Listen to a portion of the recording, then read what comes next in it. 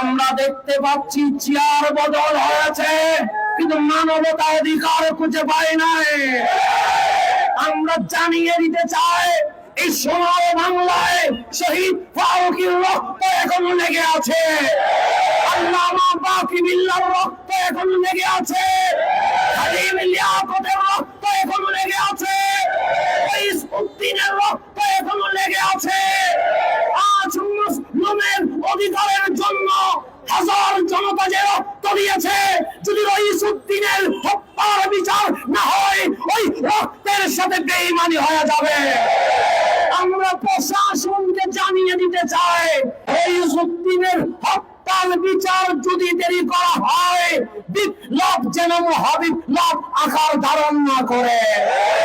আমরা জানিয়ে দিতে চাই প্রশাসনকে, 26 তারিখ আমরা লক্ষ জনতার সমাবেশ করেছিলাম, এখানে কোনো দুর্ঘটনা ঘটে নাই।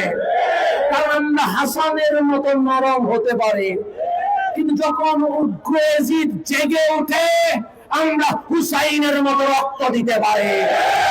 তাই আমরা প্রশাসনের কাছে অনুরোধ করব, আগামী 1-2 দিনের ভেতরে আসামিদেরকে গ্রেফতার করে সুন্নি জনতাদেরকে জানিয়ে দেওয়া হোক এই রাষ্ট্র এখনো মজলুমের কথা বলে।